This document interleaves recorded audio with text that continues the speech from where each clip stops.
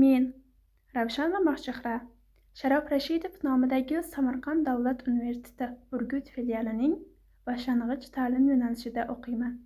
Bugun biz sizlar bilan iqtidorli bolalarni aniqlash va ularni tarbiyalash mavzusini ko'rib chiqamiz. Bu mavzuni 4 ta rejaga bo'lib oldim. Birinchi rejamiz iqtidorli bolalarni aniqlash va tarbiyalash usullari. Ikkinchi rejamiz iqtidorli bolalar bilan ishlash strategiyasi. Uchinchi rejamiz iqtidorli bolalarni rivojlantirishga yuzaga keladigan muammolar. To'rtinchi rejamiz iqtidorli bolalarni aniqlashda sinf rahbarining vazifalari. Ijodiy qobiliyatlar rivojini samarali amalga oshirish uchun o'quvchilar iste'dodini aniq tahlil etish, bolalarning o'ziga xos psixologik jihatlarini va fazilatlarini hisobga olish zarur. Turli yoshdagi iste'dodli o'quvchilarni namoyon etishda hozirgi kunda avvalo maktab pedagogika jamoasi ruhiy diagnostika tajribalaridan unumli foydalanishlari zarur. Bunda Respublika iste'dod markazi xodimlari bilan hamkorlik qilish muhim ahamiyatga ega. Iste'dod markazi xodimlarining faoliyati tajribasidan foydalanish, ularning iste'dodini aniqlashga mo'ljallangan psixologik tadbirlarni pedagogik tajribalar bilan hamohang ishlab chiqish lozim. Iste'dodli bolalarni aniqlash, tarbiyalash va o'qitishning ta'minlash quyidagi omillarga bog'liq.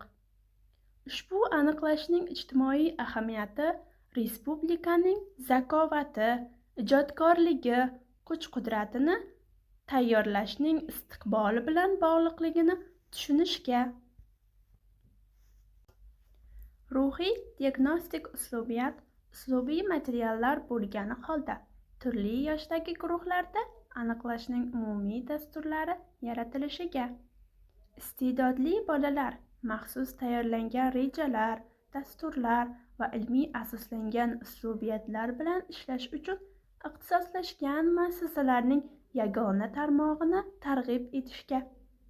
Ommaviy o'quv yurtlarida iste'dodli bolalar bilan ishlash uchun zarur o'quv dasturiy qo'llanmalarini ishlab chiqishga.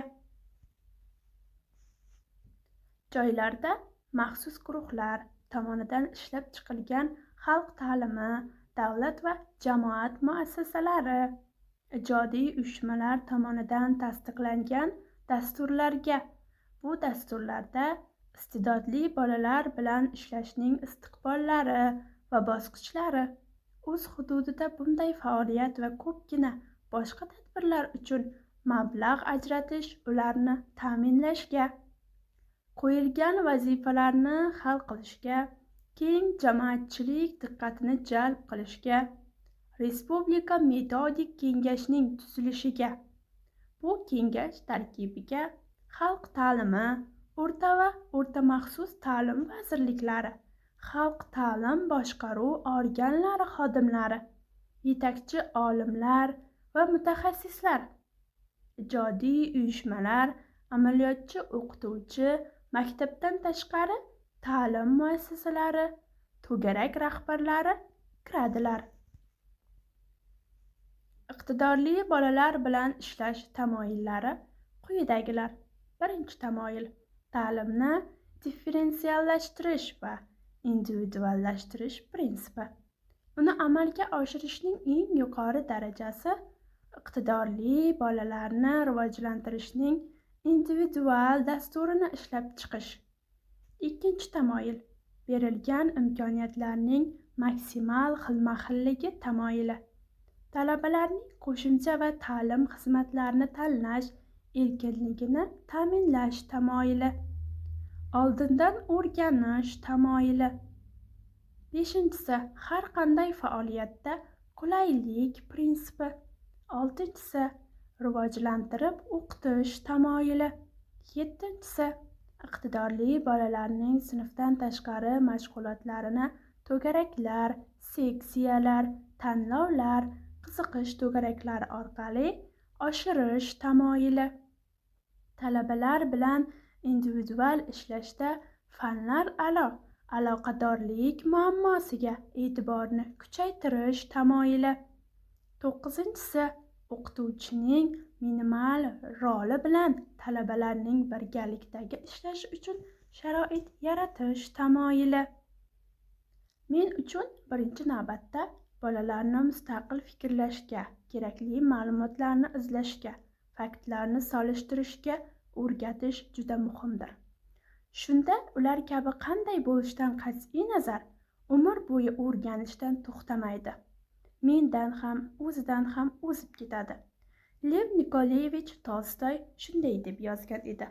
Bilim xotira emas, balki o'z fikrining sa'y-harakatlari bilan olingandagina bilimdir.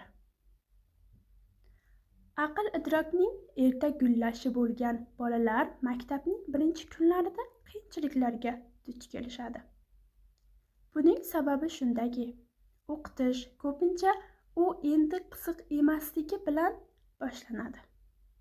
Aynan ular eng qiziquvchan birinchi darslardan keyin sinfda tez-tez zerikib qolishadi.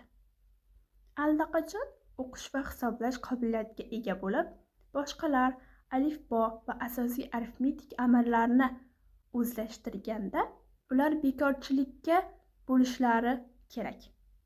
Albatta, ko'p narsa o'qitishning qanday qilib olib borishiga bog'liq.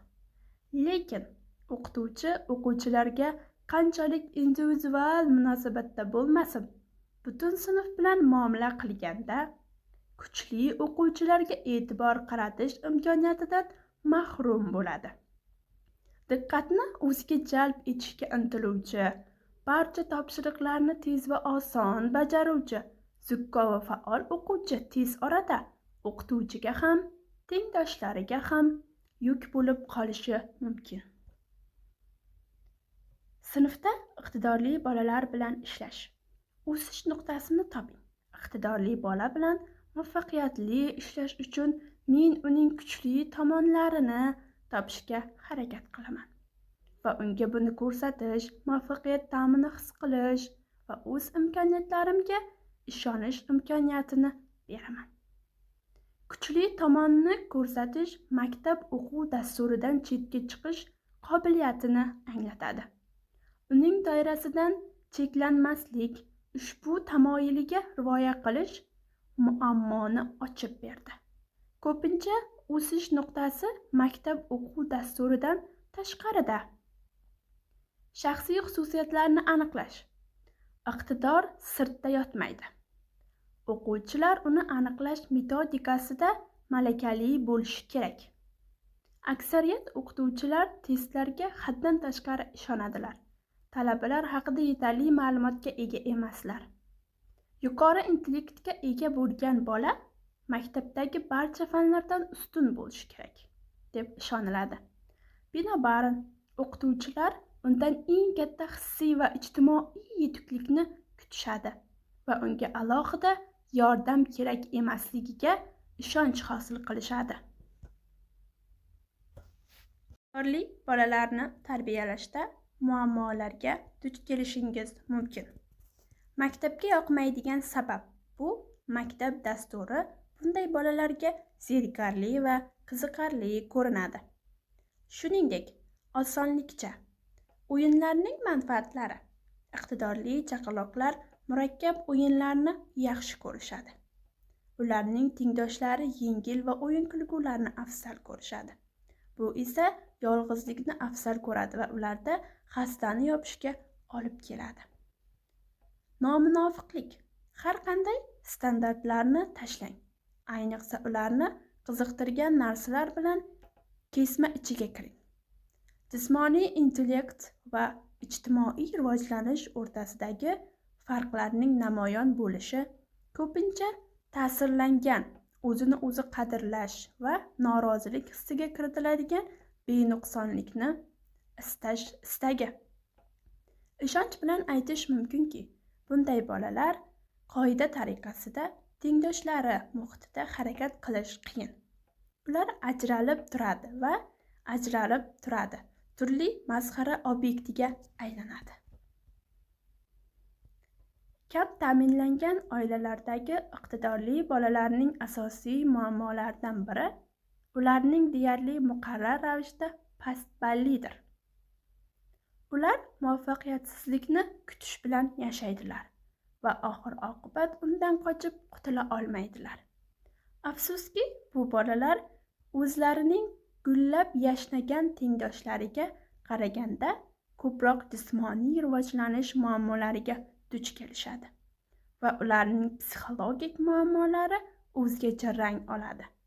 Kambag'al oilalarda tarbiya, shuningdek intellektual rag'batlantirish ko'pincha kerakli darajada emas. Iqtidorli bolalarning salbiy tomonlari quyidagi shaxsiy xususiyatlardir: egotsentrизм va boshqa odamlarning nuqtai nazarida turishga qodir emasligi, ayniqsa u intellektual jihatdan zaifroq bo'lsa. Agar o'quv dasturi zerikarli va qiziq bo'lmasa, maktabni yoqtirmaslik. Jismoniy rivojlanishning tengdoshlari bilan solishtirganda orqada qolishi, chunki iqtidorli bola intellektual faoliyatni afzal ko'radi. Shuning uchun jamoaviy sport o'yinlarida qatnasha olmaslik. Suhbatdoshning o'yini yakunlash istagi va muloqot madaniyatining yo'qligi, chunki u birinchi so'zdanoq muammoning mohiyatini tushunadi.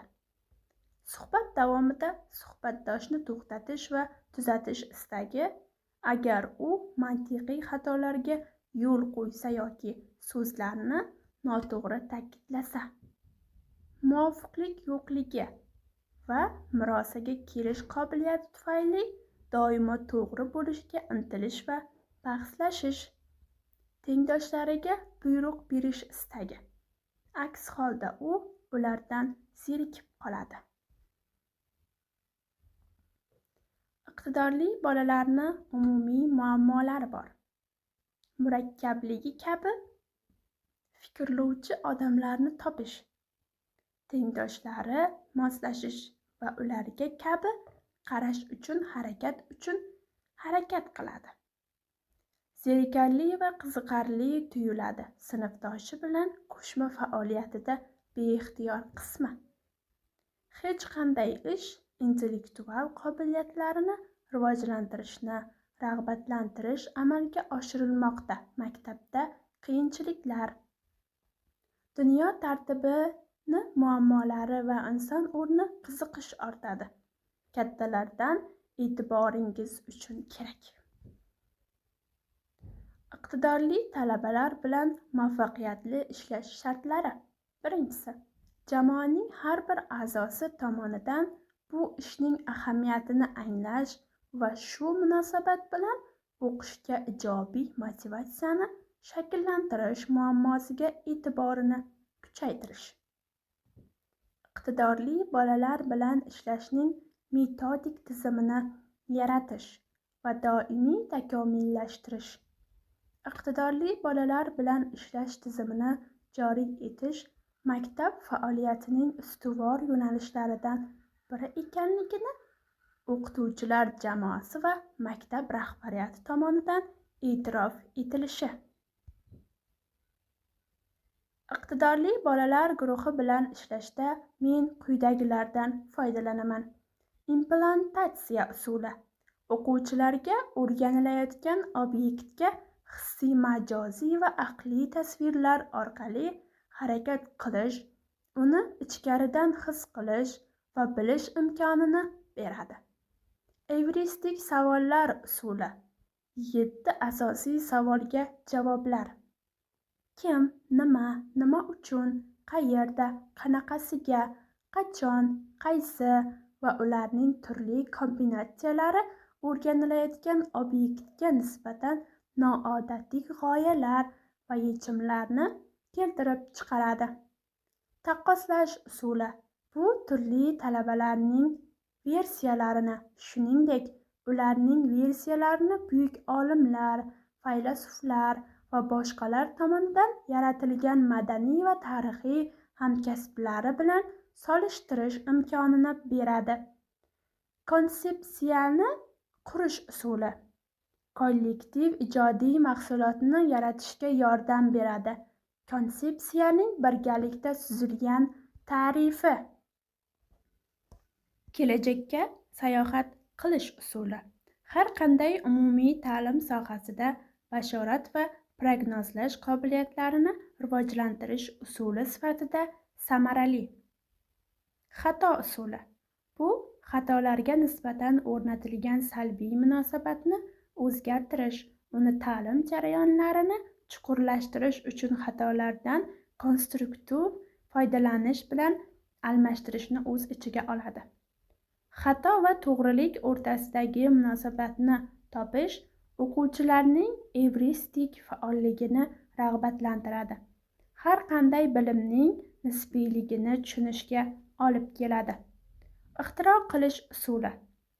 Muayyan ijodiy harakatlar natijasida talabalarga ilgari noma'lum bo'lgan mahsulotni yaratishdan imkon beradi. Agar faqat usuli bolalarga rasm chizishga yoki dunyo o'zgarsa nima bo'lishini tasvirlashga yordam beradi. Bunday vazifalarni bajarish nafaqat tasavvufiy rivojlanish, balki haqiqiy dunyoning tuzilishini yaxshiroq tushunishga imkon berdi. Aqliy hujum. Bu munozara ishtirokchilarini fikrlash inertsiyasidan va stereotiplardan ozod qilish natijasida ko'p sonli g'oyalarni to'plash imkonini beradi. O'qitishni loyihalash va tadqiqot yo'li bilan tashkil etish o'qituvchi faoliyatida tub o'zgarishlarni taqozo etadi. Bolani loyihalash va tadqiqot faoliyatiga jalb qilgan holda ularni o'qitishning interfaol usullaridan, masalan, guruh muhokamasi, aqliy hujum, aks ettirish yulduzi va biznes rolli o'yinlardan foydalanadilar. Bunday usullarni qo'llash, loyihalash va tadqiqot jarayonida talabalarning mustaqilligi va faolligiga tayanadi. O'qituvchi tegishli vositalarga ega bo'lsa, yuqorida ko'rsatilgan barcha pozitsiyalarni qurishi mumkin. Bu vositalarga quyidagilar kiradi. Hissiy munosabat, masalan, tushunmaydigan shubhali diqqatni tinglovchi. O'yin pozitsiyalari, masalan, ilhomlantiruvchi qahramon, mijoz, bahschi, umuman ta'lim jarayonida axborot kommunikatsiya texnologiyalaridan foydalanish ta'limni samarasini oshiradi. Materialni assimilyatsiya qilish sifatini yaxshilaydi. Talabalarning individual ta'lim trayektorlarini quradi. Talabalarga tabaqalashtirilgan yondashuvni amalga oshiradi. Bir vaqtning o'zida turli qobiliyat va imkoniyatlarga ega bo'lgan bolalarni tashkil qiladi. Iqtidorli bolalar bilan ishlashda salomatlikni saqlash texnologiyalaridan foydalanish. Bolani aqlli va aqlli qilish uchun uni kuchli va sog'lom qiling. U ishlasin, harakat qilsin, yugursin, baqirsin, doimiy harakatda bo'lsin. Maktabgacha ta'lim, boshlang'ich va umumiy ta'lim sohasidagi so'nggi qonun hujjatlariga muvofiq dasturlar bolaning sog'lig'ini saqlash va mustahkamlashga qaratilgan bo'lishi kerak. Bundan tashqari, Rossiya ta'limi sifati tushunchasi nafaqat ta'lim, bilim va ko'nikmalar to'plami bilan chegaralanib qolmaydi, balki tarbiya, hayot sifati tushunchasi bilan bog'liq. Bu tushunchalar sog'liq, ijtimoiy farovonlik, o'z-o'zini anglash, xavfsizlik kabi kategoriyalar orqali ochib beriladi. Darhaqiqat, ta'lim sifati haqida unda salomatlikni saqlash va mustahkamlash asoslari mavjud bo'lganda gapirish mumkin. Bugungi mavzudan shuni xulosa qilishimiz mumkinki, hozirgi vaqtda iqtidorlichilik muammosiga iqtidorli bolalarni aniqlash, o'rganish va rivojlantirish muammolariga, o'qituvchilarni ular bilan ishlash uchun o'qitish muammolariga ko'proq qiziqish uyg'otadi. Iqtidorli muammo murakkabdir. Bu turli xil ilmiy fanlar manfaatlarini keskinlashtiradi. Eng asosiy bolalar iqtidorli bolalarni aniqlash, o'rganish va rivojlantirish muammolari. Shuningdek, o'qituvchilar, psixologlar va menejment menejerlarning iqtidorli bolalar bilan ishlash uchun professional va shaxsiy tayyorgarlik muammolari. Psixolog nuqtai nazaridan shuni ta'kidlash mumkinki, iqtidorizm murakkab aqliy obyekt. Iqtidorli bolalarga xos bo'lgan xususiyatlar hayotimizni barcha namoyandalar bilan boyitadi va unga o'z hissasini juda muhim qiladi. Bugun men sizlarga ushbu mavzu bo'yicha qandaydir ma'lumot bergan bo'lsam, siz o'zingizga xulosalar chiqargan bo'lsangiz, men undan minnatdorman. E'tiboringiz uchun rahmat.